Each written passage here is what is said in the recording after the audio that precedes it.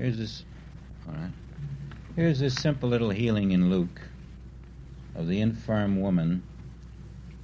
13:10:3. It only takes a few verses, and we're apt to pass over it. He was teaching in one of the synagogues on the Sabbath. There's that word, Sabbath.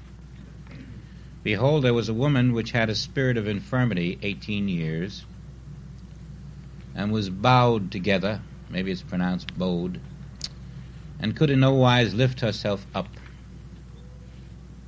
You notice the play on words, could in no wise lift herself up. And when Jesus saw her, he called her to him and said unto her, Woman, thou art loosed from thine infirmity. And he laid his hands on her, and immediately she was made straight and glorified God. Now take it slow and see this. When Jesus saw her, he called to her, and then he spoke to her, and then he touched her. 3 steps. You feel the Christ within you calling you, then it speaks to you, and then truth touches you. These are the 3 inner steps that happen within you on the Sabbath. On the Sabbath, when you're taking a Sabbath from human thought. Now remember that, because that's the whole purpose of this teaching here.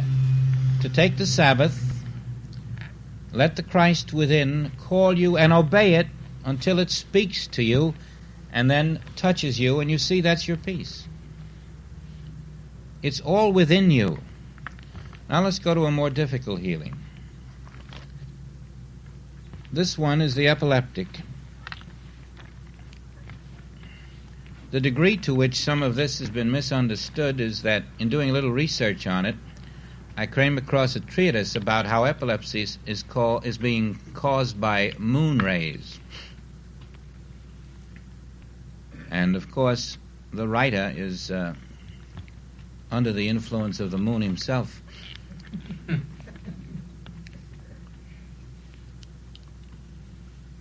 This also came under the heading of exorcising the spirits, casting out the demons. And nothing could be further from the truth unless you use these words as symbolism. Now, the disciples were very unlucky here, and so the father of the boy complained to Jesus. Certain man kneeling down to him, saying, Lord, have mercy on my son the lunatic, who is sore vexed, for oft times he falleth into the fire and oft into the water. Aha. Jesus knows exactly what happened. He falleth into the fire and oft into the water. This boy had, in a previous life, studied in the mysteries. But he was one of those wise boys. He thought, now I can use this. And so he was playing around with his fire and his water. He was called a black magician. One of those fellows who tried to influence people with his great mind. And it only boomeranged. And now he's a lunatic, and he has epilepsy. You see, this is a warning. Do not try to use spirit. It must be the boss. It employs you. You never make God your servant. You are the servant of the Father. And so Jesus now knows what's happened. And I brought him to thy disciples, and they couldn't cure him. The disciples apparently didn't understand the nature of this problem. So Jesus called them faithless and perverse. Without faith. How long shall I be with you? How long shall I suffer you? And after having rebuked the devil, he departed out of him, and the child was cured from that hour. He rebuked the devil. Now let's see that he wasn't healing this boy. Let's see that he didn't ask God to overcome the problem. Let us see that he was merely looking through what human eyes saw, but bearing witness instead to something else. And he was able to do it because he was living in the peace of the Christ. Now his disciples apparently were not living in that peace. They were still going out and saying, in the name of Jesus Christ, get better. And it didn't always work. Now they say, why? Why don't we heal? What's the problem? Why could not we cast him out? And now you must see this, as our class did in infinite ways some time ago. Why could not we cast him out? Because there was no him to cast out. They were under the hypnotism that there was a him to cast out. They were accepting a problem. And therefore, in accepting a problem where there was only God, invisible, they were making their own problem. And trying to solve that which didn't exist was obviously an untenable situation. Jesus, knowing there was no problem, was like Marconi, knowing there was no friction in the air to worry about for the wireless. And so he says to them, you must learn the faith of the grain of mustard seed, which means that the seed is really an invisible tree. And they must see that the epileptic victim is really the invisible Christ. You cannot look with human eyes and ever know truth. And so we're looking instead with truth from within and recognizing only God, invisibly omnipresent, instead of the visible epileptic. And so this was his teaching to them and to us. Now let's take this word omnipresence and see what it does for you. Suppose you're working in an office where the girls think you just are too smart, and they don't like you for that. You get the work done quicker than everybody else. You're the boss's pet. And they actually are pretty vicious about it. They don't like you, and they let you know it. They try to form all kinds of little cliques around you to in some way discredit you. They hate you. They want revenge for your being such a good worker, and they're pretty vicious. And then you say, oh, they're all jealous of me. They hate me. And you feel quite justified in that remark because that's how it appears to you. But that's not living in a way that's going to do you any good. And furthermore, it's going to be a barrier to your development. You've got to see that the way to handle the situation is the same way you handle an epileptic. You must have the awareness of that which is not visible. Now, what is there? And this is important. What is there where you are seeing the hate of these employees? Is God omnipresent? Is there any other presence than omnipresence? And if so, are not the qualities of God there? If God is love, then how can there be hate there if God is omnipresent? Love is there and only love. How can there be animosity when God is harmony? How can there be vindictiveness when God is forgiveness? Now then, you have the qualities that are there of God, love, forgiveness, harmony, but you are accepting hate, animosity, and vindictiveness, and feeling justified about it. You're not going to free yourself from that situation, but my peace will. Now then, find it in yourself to simply acknowledge that I am present within you, that I am present in that office. Forget the scene. Forget what the eye sees. Seek me within you, for my peace I give unto you, not as the world giveth. And lo and behold, hold to my peace. Did I not say that I go before you to make the crooked places straight? That I prepare a table for you in the midst of thine enemies? That I perfect that which concerneth thee? Don't you think I meant it? Don't you think that I'm living this I that speaks to you from within? And now suddenly, And I speak to you from an actual experience. The girls are just eating out of this other girl's hand. They love her. Why? Because the peace is the power. And love is there. It's in every person on the face of the globe. But if you won't acknowledge the presence of love in them, how can it come up to you? If you won't acknowledge the invisible presence of God's harmony, how will it come up to you? And so on. Let's take your employees now. You think they're very stupid. Is God stupid? Is not God omnipresent? And therefore, where is the fault lying? In your employee or you? The moment you can see that God being omnipresent, wisdom is right there where the employee cannot receive it, you are activating that which is present, and through your realization, that which is wisdom begins to function in this individual. Oh yes, you have a great power. You can use it on your animals, your pets, your children. But you see, only the power of truth.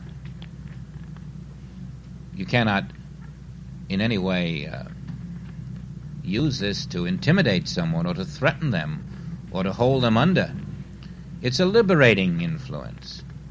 And the moment you make a long list to yourself of all the qualities of God and begin to perceive that every one of these qualities is at full strength in every cubic inch of this universe, it won't matter who or what you see that counts, but rather you will sow to the invisible spirit, which are those qualities.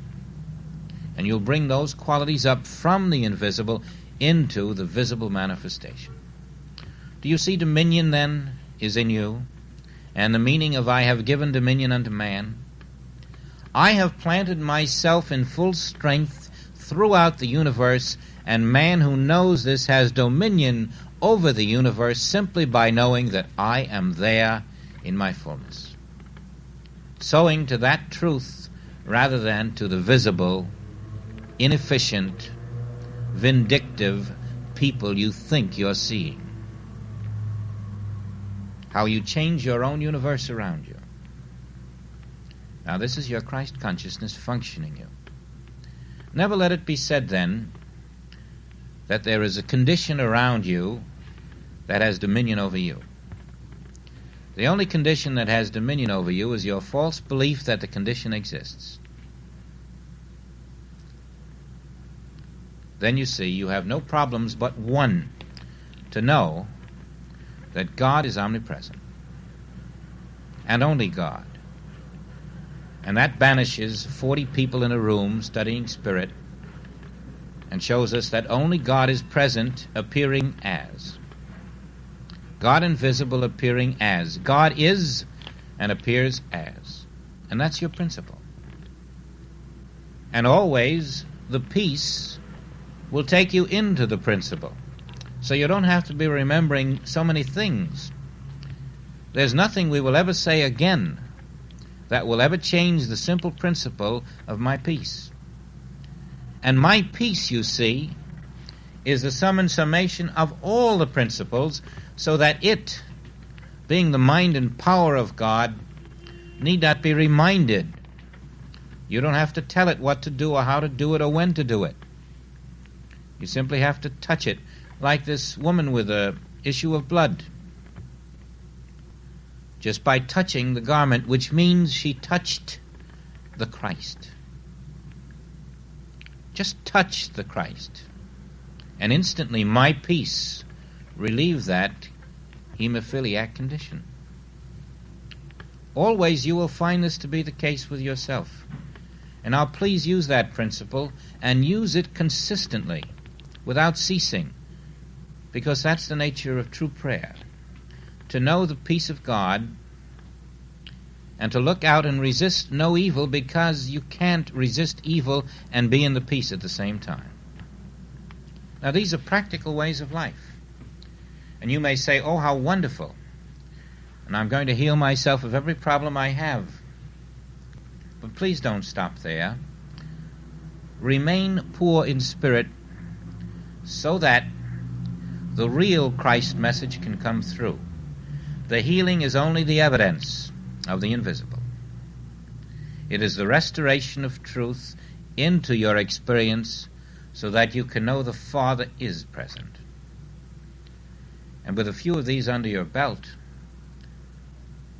you'll be willing to and ready for the higher healings, the healing of mortality, the healing of finiteness, the healing of lack of abundance, the healing of crime, the healing of war. We'll be ready for the greater works. And you will be lifted through this kind of healing into the realm that you have been seeking so many lifetimes.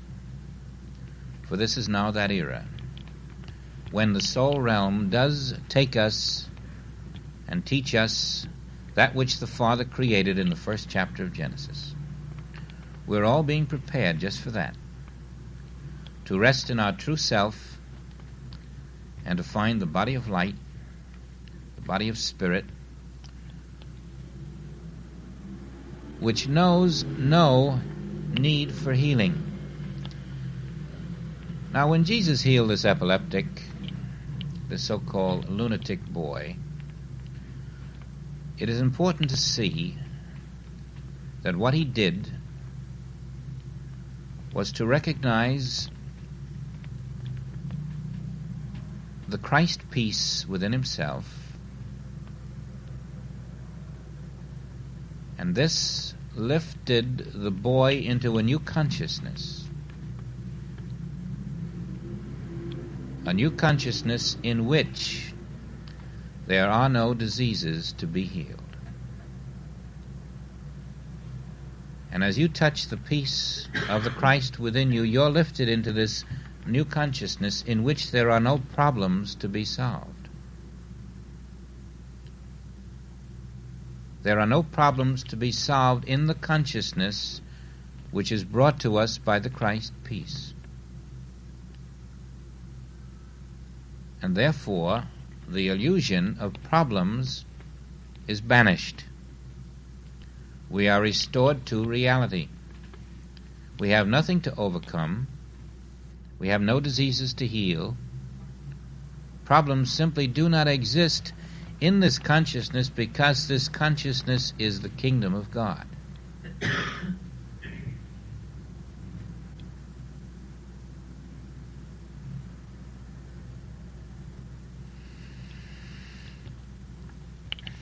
Now, if you have children at home, apply it to them and see that every quality of God is where that child is.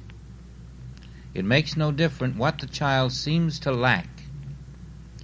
Your function as a parent or grandparent is very clear now. It's to be conscious of every quality of God existing where a child seems to be. You're looking no longer at the material child, but at the spiritual qualities of God which are there, and your realization of those qualities being present is the influence that you bear to bring forth those qualities, so that every quality of the Father which you can recognize in the invisible as being present where the child or grandchild is, that will be your contribution to making that child into the divine image and likeness of the Father. And particularly a parent whose consciousness is the child has that great and wonderful privilege of bringing a child into the Christ awareness through his or her Christ consciousness. Now, Mary, of course, caught all of it in seeing that this is the child, the Christ, the beloved of my Father. We are to have this same realization about our children.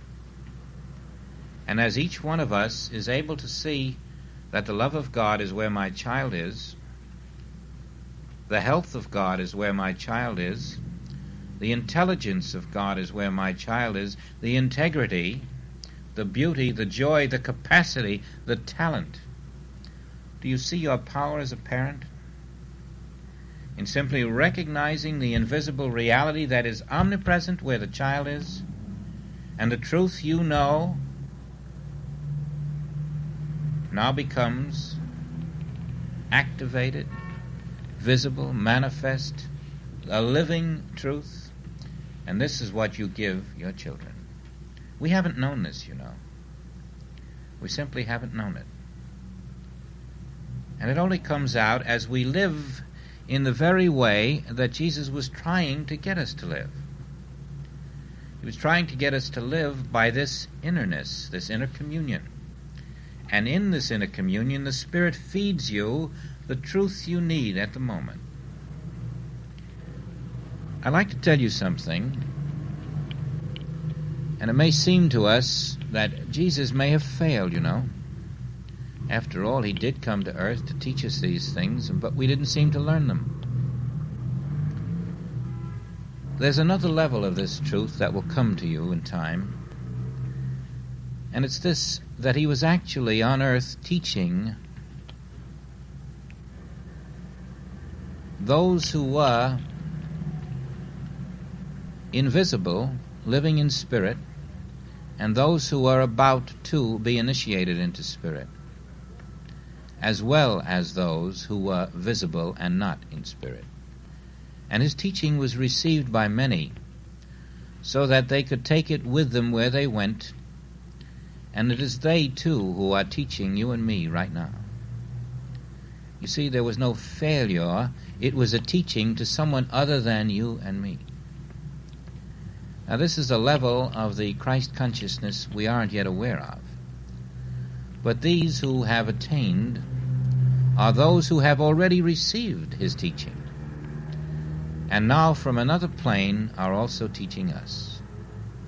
Never think that it was possible for the Christ teaching to fail. As a matter of fact, it is going to include every individual that exists.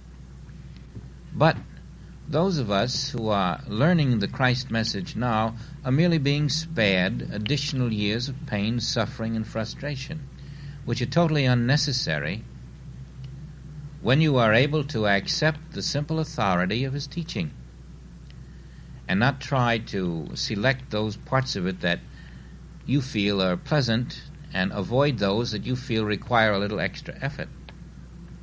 You see, we have to accept the totality of it and abide by it. And when he teaches us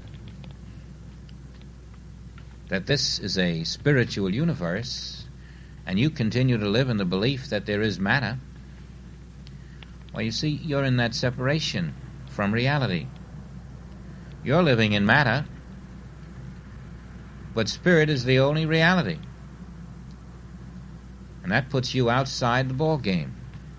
You're not even on the playing field. And this is the living dead which he came to raise. This is the sick which he came to heal. This is the hungry he came to feed. Those who are not aware that they are not living in reality, who need spiritual food, spiritual drink, spiritual awareness, who need my peace. Now, you and I, by now, or at least have one foot in the door. If we're in the material universe, we at least have another foot in spirit. But you can't straddle it forever. That two-world business gets to be pretty disturbing. You have to finally abandon the false world. Not by suicide, but by the realization of my peace. Because my peace does the work. My peace makes the transition for you. And so let's let this withinness, this inner communion, reveal to us the non-reality of the human problem. The reality of the perfection of spirit due to the fact that God stands everywhere, complete, whole, functioning, perfect. And there are no epileptics to heal, and no women with backs that are somewhat broken or bowed so that they cannot straighten up. And there are no financial problems and no domestic problems. Don't be taken in by the false appearance of a problem, because to lift us out of these false world appearances is a major part of the healing mission of the Christ, preparing you for the moment when you not only are accepting a spiritual universe, but that which you accept begins to embrace you and vault you into this new realm of spiritual consciousness, where all the epileptics are gone, all the financial and emotional problems are gone, where you walk in your eternal self, while in the flesh.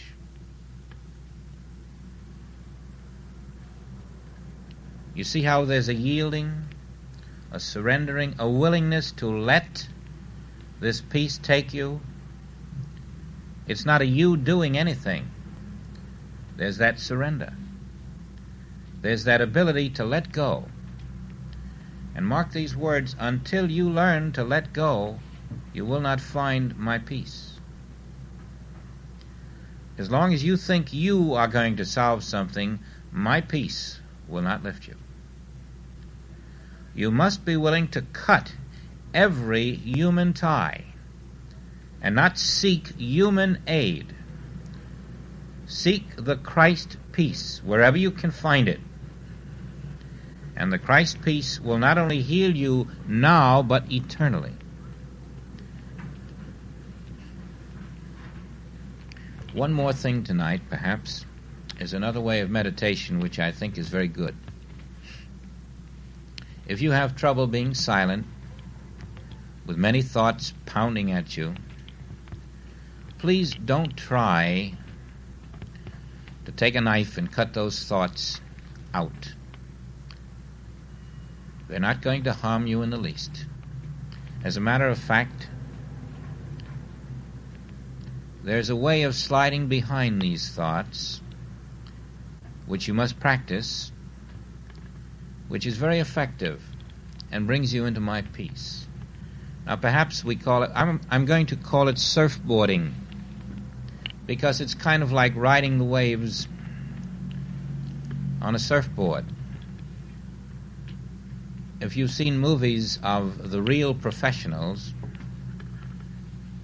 they wait for a wave to break a certain way, and when it begins to break,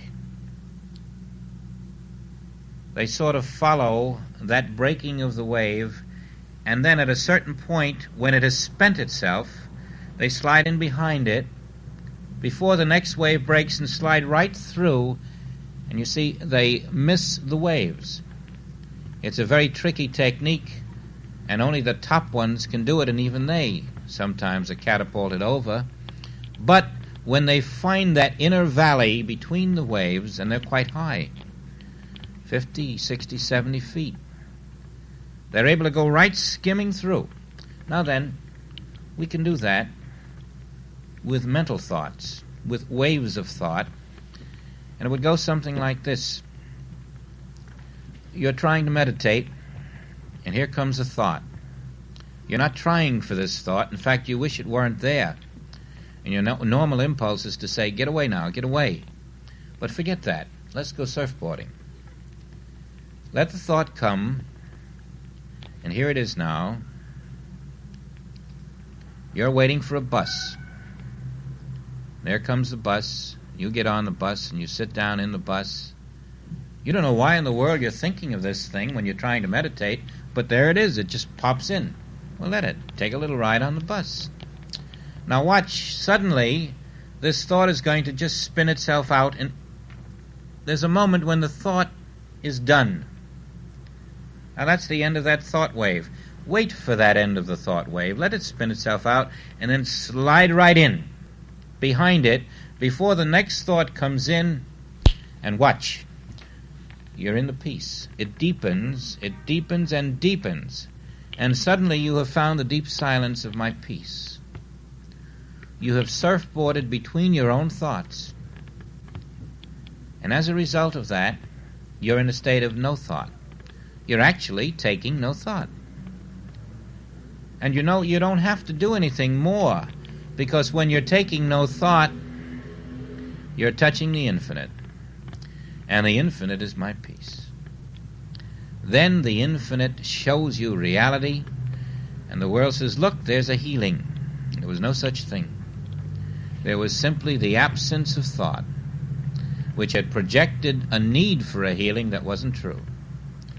And in the state of my peace, sliding between the thoughts that have come to you, you receive the thoughts of the Father, whose thoughts never were your thoughts, but whose thoughts are the purity of being. And lo and behold, there's that check you needed. There's that smile instead of a frown. Well, there's reality and truth instead of the false world of appearances. Try it, please, because it has worked for me, and it may work for you. You'll even be amused at your own thoughts, because you're going to trick them. You're going to let them spin themselves out, and then in you slide, and you're invulnerable to thought. Now then, the next thought that comes will only be the thought of God. And that thought, of course, is your liberation. So this tonight is the understanding that there are no problems in this world. There are no wars and hurricanes and diseases other than mental projections. And as we try to heal them, we perpetuate them. But rather, if we will accept the teaching of the Christ,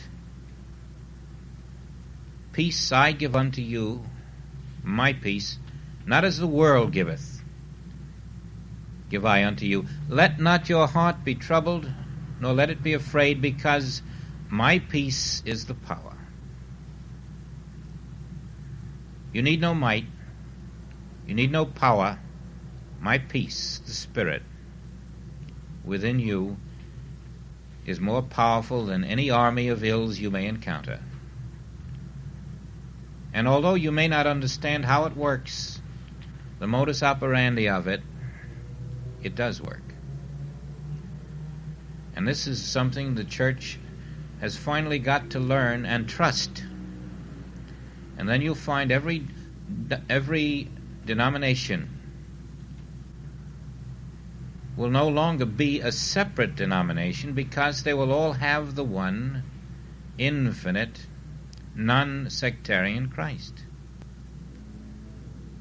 We won't be cutting up God's garment into little pieces. Truth, you see, is not divisible.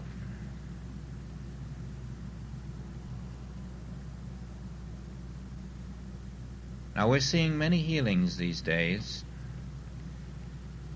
Not all of them are in the category of monumental works. But it's very surprising that there are those among us who, even though new at this, are doing things that some of us, after 10 years, can't do, which should prove to you that if you have a respect for the Christ authority, and not the kind of mind that likes to sit back and debate, you really can go out and do it. I mean, do it. Because it is being done. There's no reason now for any of us to continue with our disharmonies or lacks of any kind. It's not your Father's pleasure for you to experience disturbance in His perfect universe. And you do have the weapon, the one major weapon, if you will only take the trouble to use it and have the courage to trust it and depend upon it. That makes you the church of God, you see, the temple of the living God. And this is the only way that you're ever going to mount into mansion after mansion. There must be this total reliance on yourself as the church, and the peace of God within you is the minister. It's really very simple and beautiful, and it's infallible.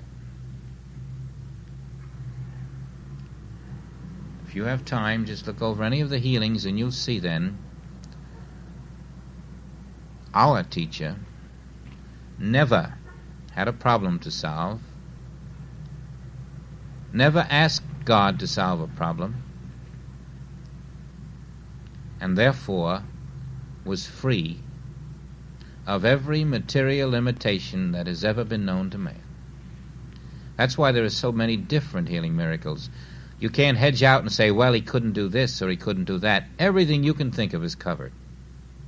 From dropsy to palsy to leprosy to starvation. Everything you can think of is covered, and all in the same way. This is my Father's house, and therefore what I'm seeing is not there. I don't have to heal what isn't there. I don't have to heal a problem that only exists as an illusion.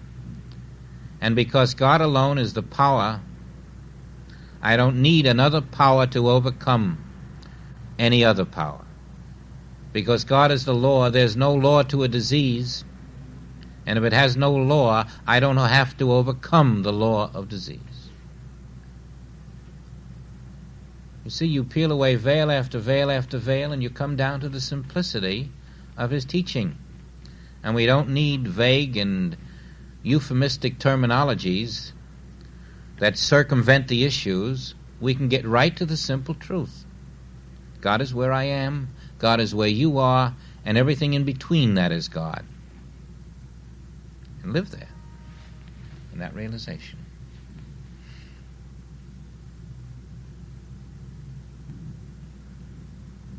Everyone here is a practitioner, because the peace of God within you is the practitioner. Not as the world giveth, but the deep silence of his peace. I think maybe we've covered our subject for tonight. Let's find this deep silence.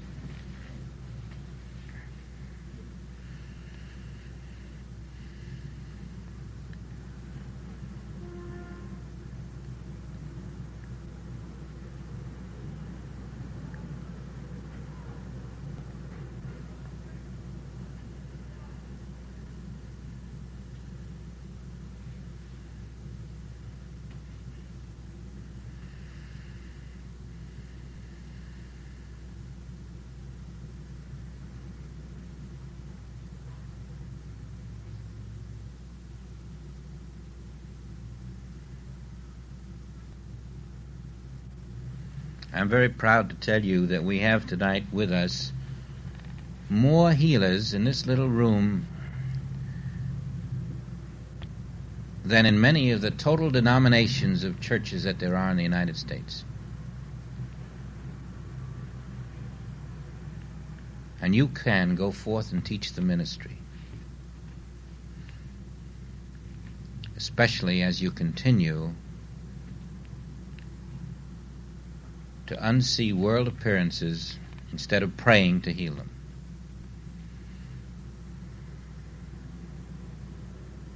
There's really not one of you who couldn't say to any minister in the world, I know the truth.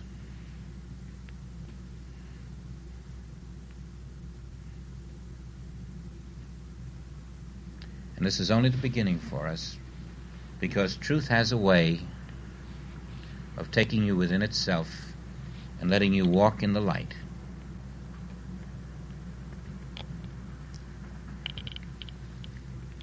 We have some surprises coming up in future classes which I can't talk about exactly, but they're happening, and be sure that they will be liberating.